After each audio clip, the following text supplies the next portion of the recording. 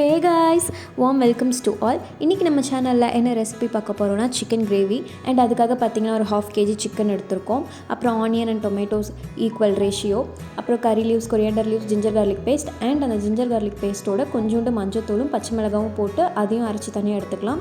அது போக try chillies நிறையா எடுத்துக்கலாம். இவ்வளோதான் இதுக்கு தேவையானது. அண்ட் இது கூட சில்லி பவுடரும் கரம் மசாலாவும் வேணும்னா நீங்கள் யூஸ் பண்ணிக்கலாம். இப்போ வாங்க வீடியோக்குள்ளே போகலாம். ஓகே, பேன் நல்லா சூடானொட்டி நல்லெண்ணெய் விட்டுக்கலாம். நல்லெண்ணெய் சூடானொட்டி கடுகு போட்டுக்கலாம். கடுகு நல்லா பொரிஞ்சதுக்கப்புறம் சீரகம் போட்டுக்கலாம். அடுத்து கருவேப்பிலையும் போட்டுக்கலாம். ஓகே, இது எல்லாமே நல்லா ஃப்ரை ஆனதுக்கப்புறம் நம்ம சாப் பண்ணி வச்சுருக்க ஆனியன்ஸ் எல்லாமே போட்டுக்கிட்டு நல்லா சார்ட் அவுட் பண்ணிக்கலாம்.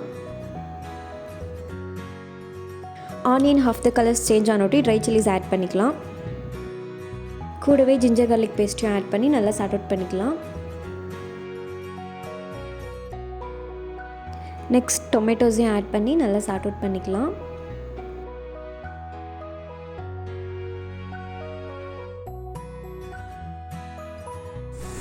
ஓகே, இது எல்லாத்தையுமே நல்லா சார்ட் அவுட் பண்ணதுக்கப்புறம் நம்ம எடுத்து வச்சுருக்க சிக்கன் போட்டுக்கலாம். சிக்கனையும் போட்டு நல்லா சார்ட் அவுட் பண்ணலாம்.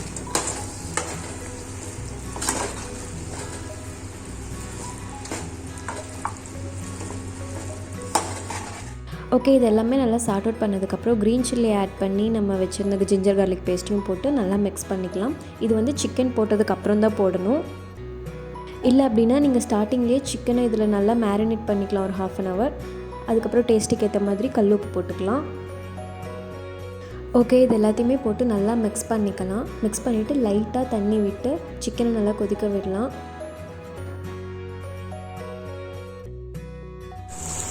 கொஞ்சமாக தண்ணி சேர்த்தா போதும், பிகாஸ் சிக்கன்லேருந்து ஆல்ரெடி நிறைய வாட்டர் செக்ரேட் ஆகும்.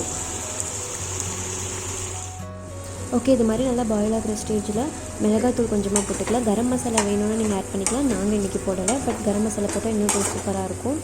போட்டு நல்லா மிக்ஸ் பண்ணிவிட்டு இது மாதிரி நல்லா கொதிக்கணும். ஒரு 15 minutes வச்சா இந்த அளவுக்கு நல்லா கொதிச்சிருக்கும். இந்த மாதிரி எண்ணெயெலாம் தனியாக பிரிஞ்சு வந்திருக்கும். ஸோ இது பர்ஃபெக்ட் ஸ்டேஜாக இருக்கும்.